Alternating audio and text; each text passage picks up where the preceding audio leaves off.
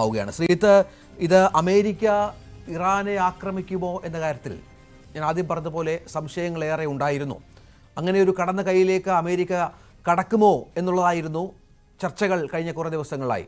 പക്ഷേ ഏറ്റവും ഒടുവിൽ അത് സംഭവിച്ചിരിക്കുന്നു. എന്താകാം അമേരിക്ക ലക്ഷ്യം വെക്കുന്നത്? അതിനുശേഷം ഇനി സമാധാനമാകാം എന്ന് പറയുന്ന ട്രംപിൻ്റെ വാക്കുകൾ എത്ര വിശ്വസിക്കണം? ശ്രീ രഞ്ജിത്ത്, ഒരുപക്ഷെ വളരെ റാപ്പിഡായിട്ട് ഒരു ആണവ ആയുധമുണ്ടാക്കുന്നതിലേക്ക് ഇറാൻ പ്രോഗ്രസ് ചെയ്യുകയായിരുന്നു എന്നുള്ള ഒരു റിപ്പോർട്ടിന്റെ അടിസ്ഥാനത്തിലായിരിക്കാം എത്രയും പെട്ടെന്ന് ഒരു പ്രീഎംപ്റ്റീവ് സ്ട്രൈക്ക് നടത്തുന്നതിന് വേണ്ടി അമേരിക്ക ശ്രമിച്ചതും അതുവഴി ഇസ്രായേലിനെ സഹായിക്കുകയും ചെയ്തത്. കാരണം നേരത്തെ തന്നെ അമേരിക്ക ഒരു വലിയ വാർണിംഗ് കൊടുത്തിരുന്നു, കംപ്ലീറ്റ് അൺകണ്ടീഷണൽ സറണ്ടർ ആണ് ഇറാനിൽ നിന്ന് അവർ പ്രതീക്ഷിക്കുന്നത് എന്ന്. തന്നെയുമല്ല, ഇത് ഇസ്രായേൽ ഉയർത്തുന്ന പല കാര്യങ്ങൾ, അതായത് ആ ഒരു മേഖലയുടെ സമാധാനത്തിന് വേണ്ടി ഇറാനെ അവരുടെ എല്ലാവിധ ആണവ പരിപാടികളും റദ്ദ് ചെയ്യണം എന്നുള്ള ഒരു കാര്യത്തിൽ അമേരിക്കയ്ക്ക് പൂർണ്ണമായിട്ടുള്ള യോജിപ്പുമായിരുന്നു. അപ്പോൾ അതുകൊണ്ട് തന്നെ ഇസ്രായേലിനെ സഹായിക്കുന്നതിന് വേണ്ടി ഒരു പ്രീഎംപ്റ്റീവ് സ്ട്രൈക്ക് അമേരിക്ക നടത്തുന്നു. ഒരു മറ്റുള്ള രാജ്യങ്ങൾക്ക് ഇല്ലാത്ത ഈ ഒരു വലിയ കേപ്പബിലിറ്റി, അണ്ടർഗ്രൗണ്ട് ആയിട്ടുള്ള ബങ്കർ ബസ്റ്റർ മിസൈലുകളൊക്കെ ഉപയോഗിച്ചുകൊണ്ട്, ബോംബുകൾ ഉപയോഗിച്ചുകൊണ്ട് അവരുടെ ഈ ഒരു കേന്ദ്രങ്ങളെ എല്ലാം തന്നെ നിരായുധമാക്കിയെടുക്കുക എന്നുള്ള ഒരു ഉദ്ദേശം ഒരുപക്ഷെ പെട്ടെന്നുണ്ടായിരിക്കുന്ന ഒരു റാപ്പിഡ് ഡെവലപ്മെന്റിന്റെ ഭാഗമായിട്ട് ഒരുപക്ഷെ അവർ ചെയ്തിരുന്നതായിരിക്കാം. ഇന്നിപ്പോ ഞാൻ ഈ അന്താരാഷ്ട്ര മാധ്യമങ്ങളിൽ പലപ്പോഴും പല ഡിഫൻസ് അനലിസ്റ്റുകളും ഒക്കെ അവരുടെ ഒപ്പീനിയൻസ് എഴുതാറുണ്ട്. അതിൽ കണ്ടിരുന്ന ഏറ്റവും പ്രധാനപ്പെട്ട കാര്യമെന്ന് പറയുന്നത് തന്നെ മാക്സാർ പോലെയുള്ള പ്രൈവറ്റ് എൻറ്റിറ്റികൾ അവർ കൊടുത്തിരിക്കുന്ന ഹൈ റെസൊല്യൂഷൻ ഇമേജുകളിലെല്ലാം തന്നെ കഴിഞ്ഞ കുറച്ച് ദിവസമായിട്ട് ഫോർദോയിലും മറ്റും വളരെ റാപ്പിഡായിട്ടുള്ള മൂവ്മെന്റുകൾ നടക്കുന്നു എന്നതാണ്. വലിയ ഹ്യൂജ് ട്രക്കുകൾ, മറ്റ് വാഹനങ്ങൾ, ഇതെല്ലാം തന്നെ ഈ ഒരു മേഖലയിൽ നിരന്തരമായി എത്തുകയുണ്ടായിരുന്നു. അവിടെ നേരത്തെ എത്രത്തോളം വാഹനങ്ങൾ ഇവിടെ എത്തുന്നുണ്ടായിരുന്നു അതിനേക്കാൾ പല മടങ്ങ് വാഹനങ്ങളുടെ ഒരു മൂവ്മെന്റ് ഒക്കെ തന്നെ അവിടെ ഉണ്ടായിരുന്നു. അപ്പോൾ ഒരുപക്ഷെ അവിടെയുള്ള എൻറിച്ച്ഡ് യുറേനിയത്തിനെ അവർ മറ്റേതെങ്കിലും ഒരു സ്ഥലത്തേക്ക് കടത്തുന്നതിന് വേണ്ടിയിട്ടോ അതല്ല എങ്കിൽ അവരുടെ ആണവായുധ നിർമ്മാണത്തിനെ ത്വരിതപ്പെടുത്തുന്നതിന് വേണ്ടിയിട്ടോ ആയിരിക്കാം ഒരുപക്ഷെ അവരതിന് ശ്രമിച്ചത്.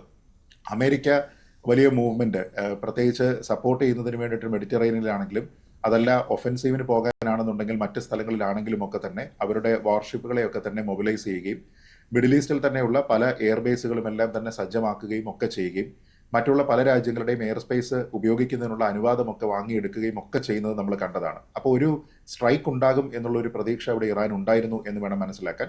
അതുകൊണ്ട് തന്നെ അവരുടെ ആണവായുധ നിർമ്മാണത്തിനെ ത്വരിതപ്പെടുത്താനാണ് ഒരുപക്ഷെ അവിടെ ശ്രമിച്ചിട്ടുണ്ടാവുക. അതുകൊണ്ട് തന്നെ ഈ ഒരു സമയത്ത് തന്നെ അത് ചെയ്യുക എന്നുള്ളത് അമേരിക്കയുടെ ഒരു താല്പര്യമായിരുന്നിരിക്കാം.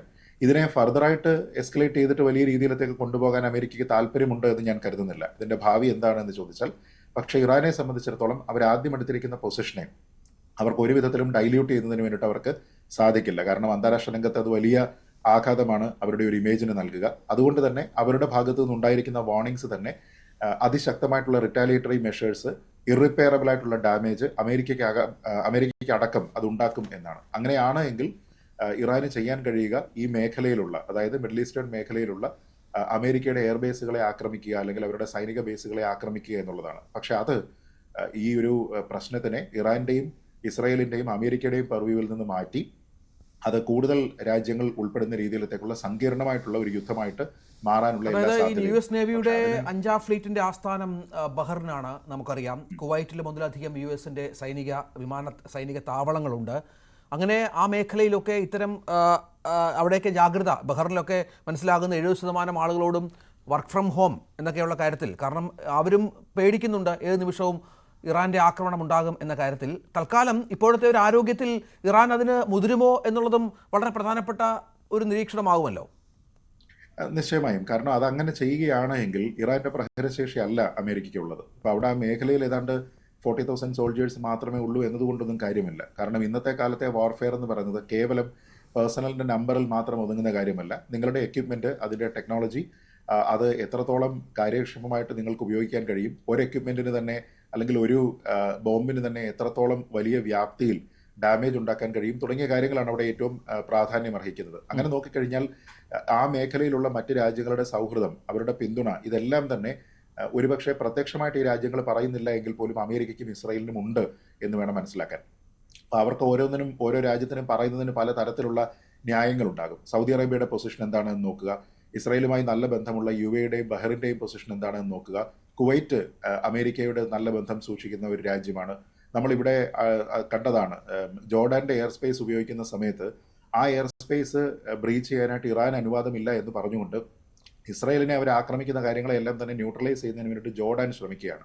എന്ന് വെച്ച് കഴിഞ്ഞാൽ ഫലത്തിൽ ഇറാന് പിന്തുണ നൽകുന്ന രാജ്യങ്ങളെല്ലാം അതൊരു വെർബൽ പിന്തുണയായി മാറുകയും നമ്മൾ ഈ പാവ്ലോവിയൻ റെസ്പോൺസ് എന്നൊക്കെ പറയുന്നത് പോലെ പുറമേക്ക് എന്തെങ്കിലും ഒന്ന് പറയുകയും പക്ഷേ രഹസ്യമായിട്ട് ഇവർക്ക് എല്ലാവർക്കും തന്നെ അവരുടെ ട്രേഡിന്റെ താല്പര്യത്തിലാണെങ്കിലും ആ മേഖലയുടെ മൊത്തത്തിലുള്ള ഒരു ഡെവലപ്മെന്റിന്റെ കാര്യത്തിലാണെങ്കിലും അവർക്ക് കൂടുതൽ താല്പര്യമുള്ളത് ഇറാനെ അല്ല, മറിച്ച് അമേരിക്കയാണ്. അപ്പൊ അമേരിക്ക നേരിട്ട് ഇൻവോൾവ് ചെയ്തിരിക്കുന്ന ഒരു കാര്യത്തിൽ അമേരിക്കയെ കൂടുതൽ ബുദ്ധിമുട്ടിപ്പിക്കുന്നതിന് വേണ്ടിയിട്ടോ അല്ലെങ്കിൽ അമേരിക്കയോടുള്ള ബന്ധത്തിനെ വഷളാക്കിക്കൊണ്ട് ഇറാനോടൊപ്പം നിൽക്കുന്നതിന് വേണ്ടിയിട്ടോ ആ മേഖലയിലുള്ള രാജ്യങ്ങളൊന്നും തന്നെ ശ്രമിക്കുമെന്ന് ഞാൻ കരുതുന്നില്ല. അതുകൊണ്ട് തന്നെ അമേരിക്കൻ എയർബേസിനെ ആക്രമിക്കാനായിട്ട് ഏതെങ്കിലും ഒരു രാജ്യത്തിൽ അതിനു വേണ്ടിയിട്ട് ഇറാൻ ശ്രമിക്കുകയാണെങ്കിൽ അത് കൂടുതൽ അവർക്ക് ആപൽക്കരമായി മാറാനുള്ള സാധ്യതയാണ്. കാരണം ഇപ്പോൾ അമേരിക്കയുടെ ഇൻവോൾവ്മെന്റ് എന്ന് പറയുന്നത് വളരെ ലിമിറ്റഡ് ആണ്.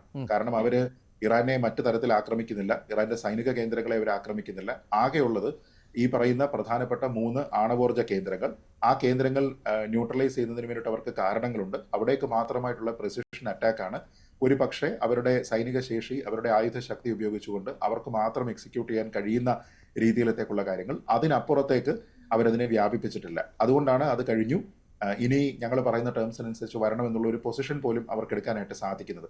പക്ഷെ തിരിച്ച് ഒരു റിറ്റാലിയേറ്ററി മെഷറായിട്ട് അമേരിക്കയെ ആക്രമിക്കാനായിട്ട് അവർ ശ്രമിക്കുകയോ ഇസ്രായേലിനെ അതിശക്തമായിട്ട് ആക്രമിക്കാൻ ശ്രമിക്കുകയോ ഒക്കെ ചെയ്തു കഴിഞ്ഞാൽ അത് വീണ്ടും അമേരിക്കയെ പ്രൊവോക്ക് ചെയ്യുന്നതിന് തുല്യമാകാനുള്ള എല്ലാ സാധ്യതകളുമുണ്ട്. അങ്ങനെയെങ്കിൽ ഈ പ്രോക്സികളെയൊക്കെ ഉപയോഗിച്ചുകൊണ്ട് ഇപ്പൊ ഹൂത്തികളെയോ അല്ലെങ്കിൽ ഹിസ്ബുള്ളയോ ഒക്കെ മാത്രം ഉപയോഗിച്ചുകൊണ്ട് ഇവർക്ക് ഇതുവരെ പരിചയമുള്ള ആ ഒരു യുദ്ധരീതി അല്ലെങ്കിൽ ഒരു ആക്രമണ രീതി എന്ന് പറയുന്നത് അമേരിക്കയ്ക്കെതിരെ ഒന്നും തന്നെ ഫലപ്രദമാകാനായിട്ടുള്ള യാതൊരു വിധത്തിലുള്ള സാധ്യതകളും ആ മേഖലയിൽ ഇല്ല എന്നാണ് ഞാൻ മനസ്സിലാക്കുന്നത്. അതല്ലായിരുന്നുവെങ്കിൽ അവർക്ക് മിഡിൽ ഈസ്റ്റേൺ കൺട്രീസിൽ നിന്ന് കാര്യമായിട്ടുള്ള പിന്തുണ ഉണ്ടാകണമായിരുന്നു. അങ്ങനെയുള്ള ഒരു പിന്തുണ നമ്മളിവിടെ ആ മേഖലയിൽ കാണുന്നില്ല എന്നുള്ളതാണ് വസ്തുത. ശരി, ശ്രീ ബൈജു തൊട്ടാല, ഈ ആണവ കേന്ദ്രങ്ങളായ